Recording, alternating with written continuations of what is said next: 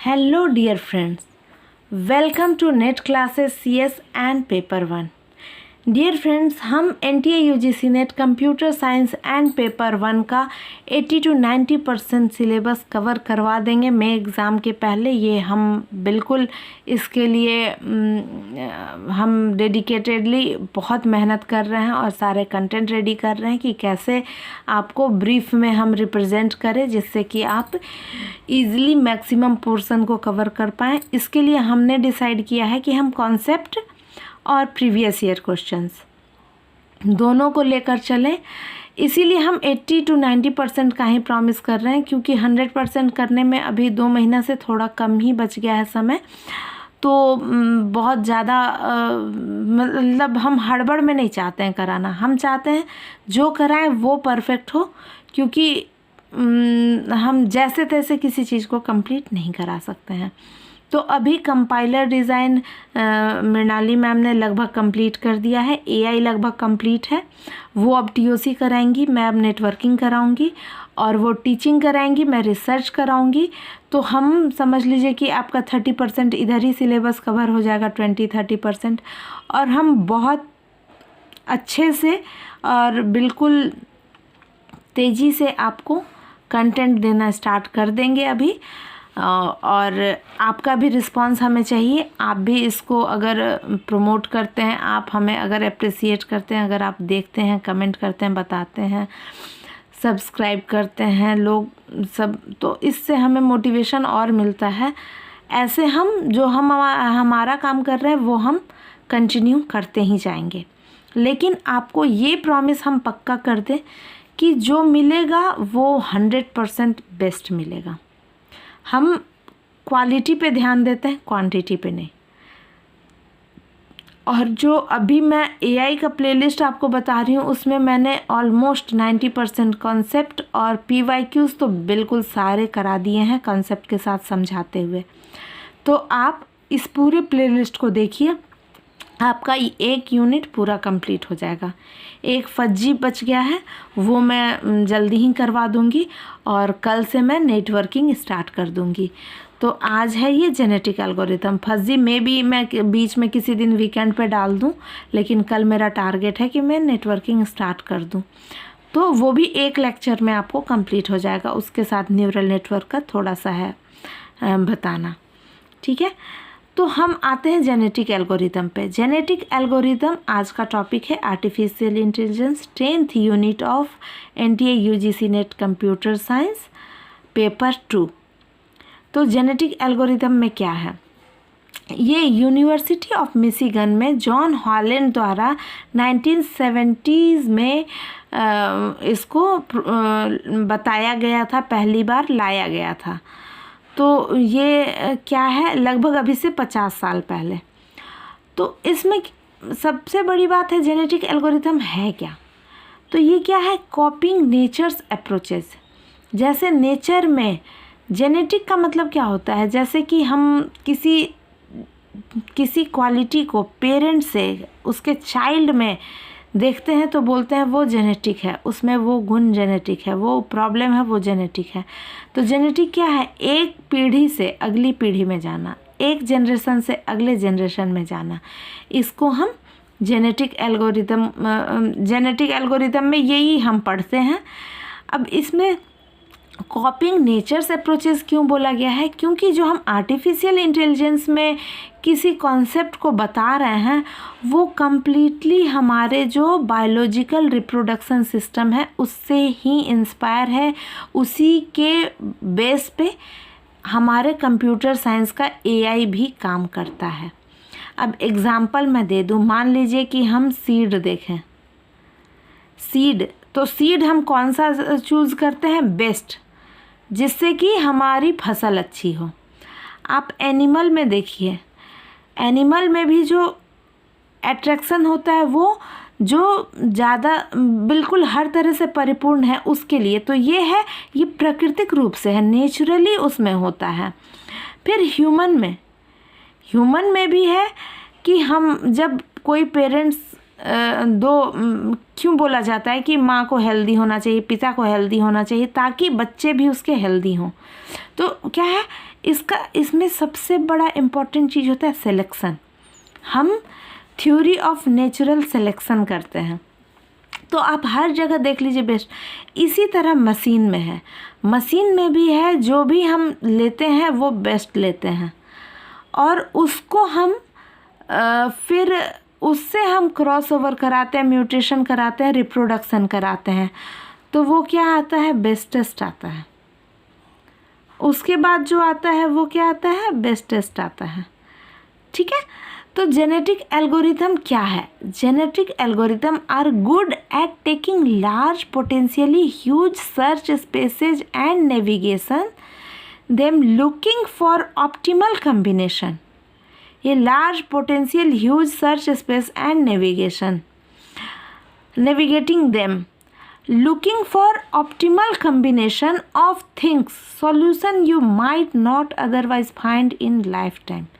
तो हमें इतना बेस्ट वहाँ सिलेक्शन लेना है कि उससे बढ़िया सिलेक्शन कहीं हो ही नहीं, उससे बढ़िया प्रोडक्शन रिप्रोडक्शन कहीं, मतलब जो हमारा एआई का एजेंट बने वो दी बेस्ट हो। आज जो एआई में आप बहुत सारे नए नए चीज़ देख रहे हैं, अभी के 2-4-5 सालों में आपने जितना ज़्यादा इम्प्रूवमेंट देखा है, तो उसके पीछे क्या है रीज़न, कि हम कोई कसर नहीं छोड़ते हैं, उसमें जो बेस्ट है वही हम लेते हैं, और उसके बाद जो रिज़ल्ट आता है वो बेस्टेस्ट आता है। तो ये बायोलॉजिकल इवोल्यूशन से ही इंस्पायर है। हम जेनेटिक एल्गोरिदम का सबसे ज़्यादा यूज़ कहाँ करते हैं? Widely used in business. आप बिजनेस में देखिए, साइंस में देखिए, इंजीनियरिंग में देखिए, रिसर्चेज में देखिए, हर जगह आप ना जेनेटिक एल्गोरिदम का इस्तेमाल देखेंगे। To understand the adaptive process of natural system. Theory of natural selection क्या है? थ्योरी ऑफ नेचुरल सिलेक्शन, जैसे मैंने बताया कि सीड्स को हम जो सबसे हेल्दी, जो पुष्ट होता है, वो सीड हम चुनते हैं।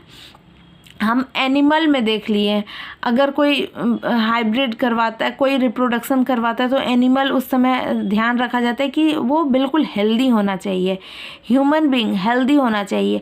उसी तरह आर्टिफिशियल इंटेलिजेंस में जिससे भी हम क्रॉस ओवर म्यूटेशन रिप्रोडक्शन कराते हैं वो बेस्ट क्वालिटी का होना चाहिए, और उसके बाद जब हम उससे रिप्रोडक्शन कराएंगे और नया कोई भी एजेंट रिप्रोड्यूस करते हैं या कुछ भी, तो उसमें क्या होगी कि वो उसके पेरेंट्स की तो क्वालिटी होगी ही, उसमें एक्स्ट्रा भी कुछ एडवांस उसकी खुद की क्वालिटीज़ होगी। तो वो होता है, जैसे अभी हम सबको देखिएगा बातें करते बोलते हैं, अरे हमारे ज़माने में तो हम ऐसे इतने इंटेलिजेंट थे ही नहीं, आजकल के बच्चे 5G के ज़माने के बच्चे हैं। तो क्यों हैं? क्योंकि पहले के जो पेरेंट्स थे, या फिर हमारे और जो ग्रेट पेरेंट्स हैं, ग्रैंड पेरेंट्स हैं, तो उसमें हम देखते हैं कि उनका जो था इंटेलिजेंस, और अभी जो है टेक्नोलॉजी वाइज, तो वो लोग ना और नया कुछ जानने लगे। अब हम जो कर पाते हैं अभी इस उम्र में, वो हमारे बच्चे 5, 6, 7, 8 की उम्र में ही, मतलब टेक्नोलॉजी से रिलेटेड ये सारी चीज़ें। तो ये क्या होता है कि वो उसका बेस्ट, उससे भी अच्छा, मतलब दोनों पेरेंट्स के क्वालिटीज़ को भी लेता है और उसमें खुद के भी एडवांस क्वालिटीज़ होते हैं। ऐसा हमें ये जनरेशन को डेवलप कराना है। तो 3 बेसिक जेनेटिक ऑपरेटर्स इसमें क्या क्या होते हैं? Reproduction, cross over, mutation. अब ये मैं आपको आगे बताऊंगी।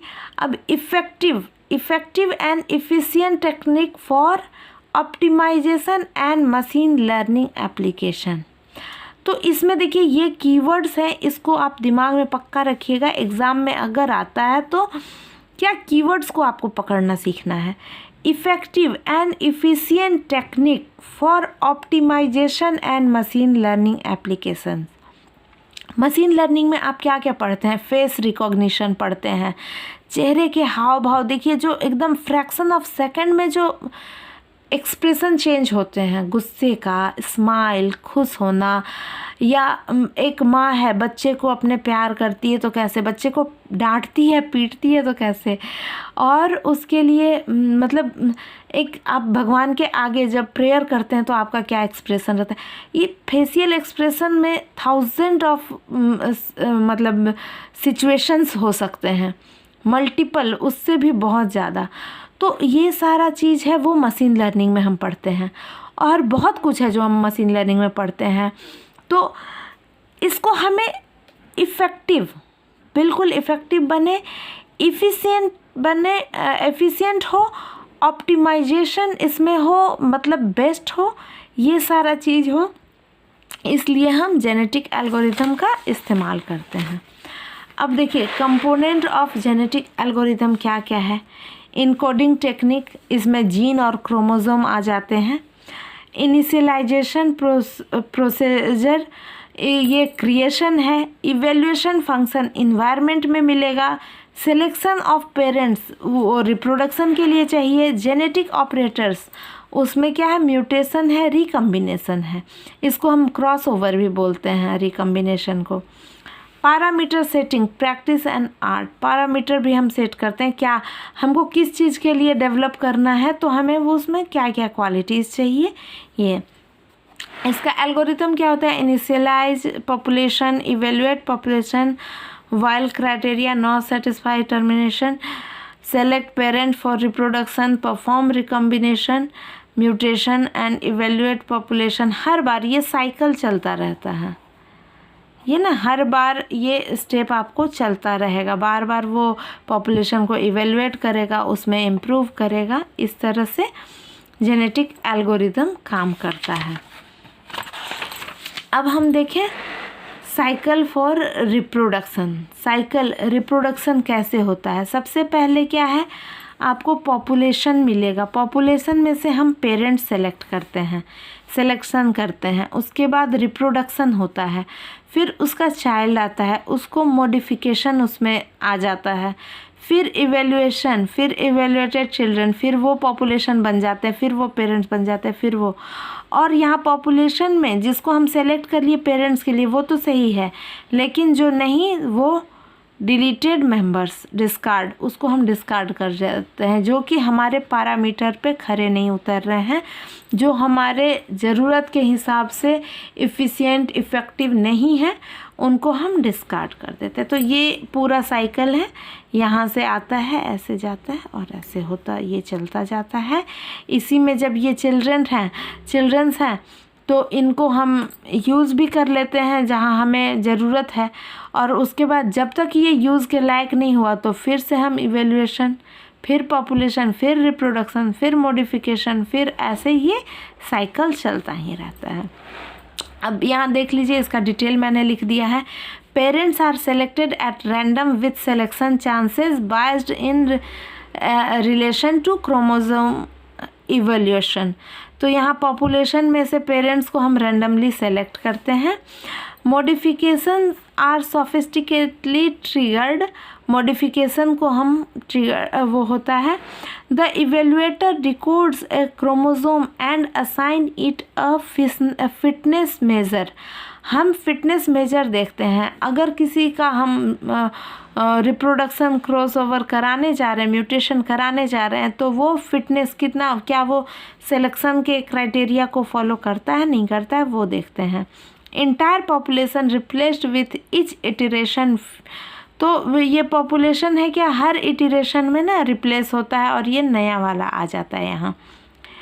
और few members replaced etch generation, और इसमें से हर जनरेशन में ना कुछ मेंबर को रिप्लेस भी कर दिया जाता है।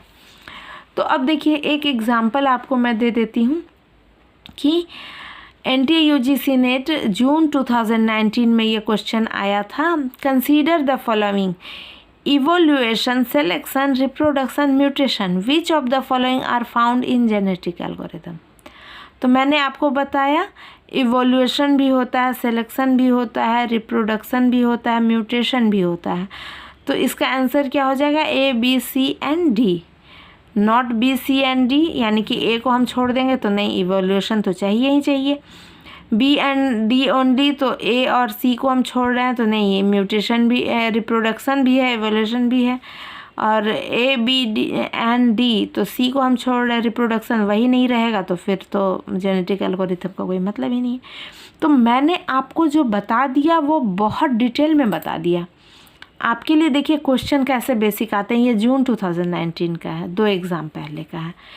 तो ये एनटीए जब से ले रहा है उसका है। तो देखिए फिर अगला एक क्वेश्चन था, 5 phases are consider in genetic algorithm. कौन कौन सा है? Initial, population, fitness, function, selection, cross over, mutation.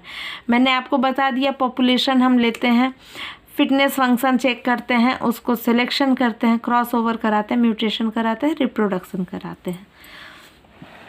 अब हम लोग एआई में कितने सारे फंक्शन पढ़ लिए। हम लोग ह्यूरिस्टिक फंक्शन पढ़ा हमने, मेंबरशिप फंक्शन, फिटनेस फंक्शन। तो हम आ गए हैं फिटनेस फंक्शन पे। ये बहुत इंपॉर्टेंट है। इसको देखिए, ये बिल्कुल एक कहानी की तरह इसको समझना है। डेली लाइफ में जो हमारे प्रैक्टिकल लाइफ में होता है उससे रिलेट करके आप समझते जाइए, बिल्कुल आप गलती नहीं करेंगे एग्ज़ाम में। तो मैक्स 1 प्रॉब्लम क्या होता है? Fitness function works in selecting population. Fitness function selection, population का सिलेक्शन करने में काम करता है। फिटनेस फंक्शन में और may not be same. Fitness function हमेशा चेंज होगा, क्योंकि हमें कौन सा काम करवाने के लिए हम रिप्रोडक्शन करा रहे हैं। मान लीजिए कि हम medical field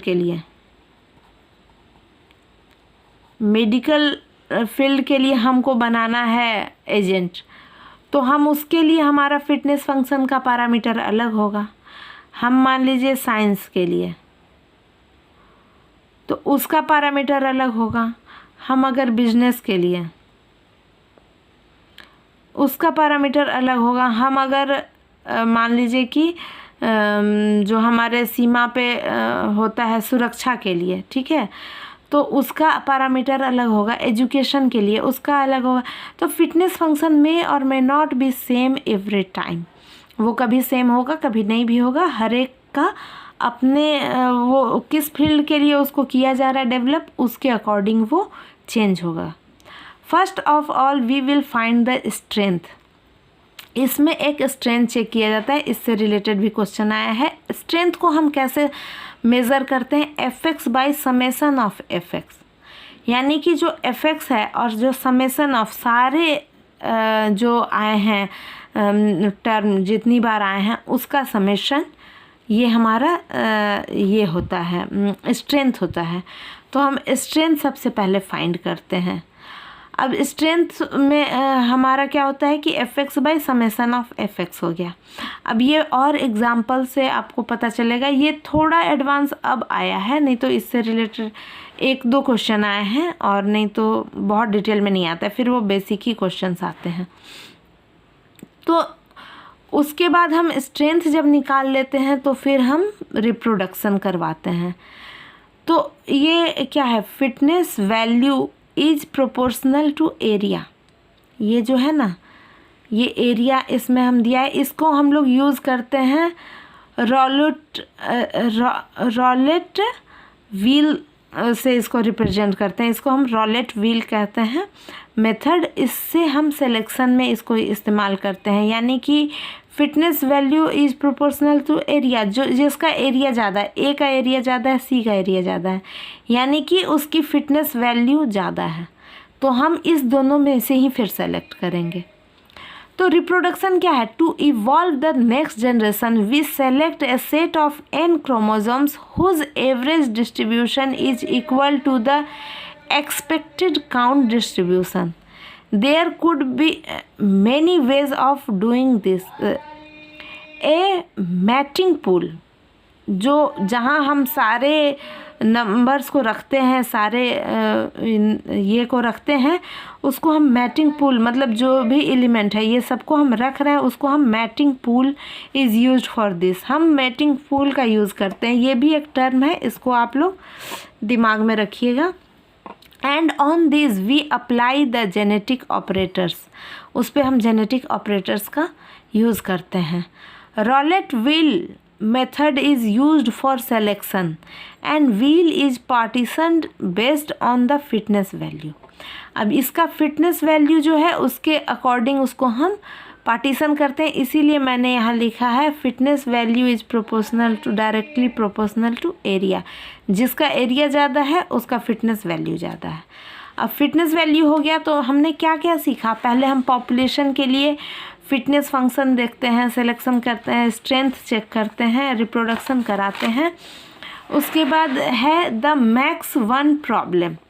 suppose we want to maximise the number of ones in a string of L binary digits. An individual is encoded naturally as a string of L binary digits. The fitness F of a candidate solution to the max one problem is the number of one in its genetic code. ये है max one problem. Benefits of genetic algorithm. Genetic algorithm के benefits क्या क्या हैं? Easy to understand. हम easy क्यों? क्योंकि ये हमारे डेली लाइफ से इंस्पायर होके बना है। मॉड्यूलर यानी कि इसमें अलग अलग भाग में एक एक स्टेप वाइज काम होता है। मल्टी ऑब्जेक्टिव ऑप्टिमाइजेशन, आपको फुल छूट है, आप कितना ऑप्टिमाइज्ड इसको ले सकते हैं, इसमें सिलेक्शन कर सकते हैं, रिप्रोडक्शन करा सकते हैं। तो आपको ये बिल्कुल इसका आपको इसमें चांस मिलता है। गेट्स बेटर विथ टाइम, मतलब कि उस समय के लिए जो बेटर है वही आपको रिजल्ट आता है इसमें। इनहेरेंटली पैरेलल ईजली डिस्ट्रीब्यूटेड, तो ये पैरेलली चलता है। तो अभी तक ये मेन था जेनेटिक एल्गोरिथम के बारे में मैंने आपको बताया। अब हम इससे रिलेटेड और बहुत कम क्वेश्चन आए हैं, मुश्किल से 5-10 क्वेश्चन आए होंगे अभी तक। और अगर इससे रिलेटेड और क्वेश्चन मिलता है तो आपको मैं इसका एक वीडियो बना के उसमें क्वेश्चंस और ऐड कर दूंगी न्यूरल नेटवर्क के साथ। लेकिन फ्रेंड्स, कल से मैं नेटवर्किंग स्टार्ट कर रही हूँ। आर्टिफिशियल इंटेलिजेंस ऑलमोस्ट आपका ये कंप्लीट हो गया है और इसमें मैंने प्रीवियस ईयर क्वेश्चंस भी कम से कम 6-7 लेक्चर में मैंने प्रीवियस ईयर क्वेश्चन ही करवाए हैं। तो इसको अच्छे से कीजिए, प्लेलिस्ट को चेक कीजिए। Thank you. और पढ़ते रहिए, बढ़ते रहिए। जेनेटिक एल्गोरिथम में बहुत कम सारे टर्म थे, इसको आप लोग बस दिमाग में रखिएगा।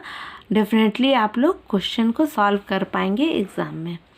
तो थैंक यू वेरी मच। बहुत अच्छे से पढ़िए, बिल्कुल पॉजिटिव एनर्जी के साथ पढ़िए और डेफिनेटली मैं एग्ज़ाम को क्रैक करना ही है। Thank you.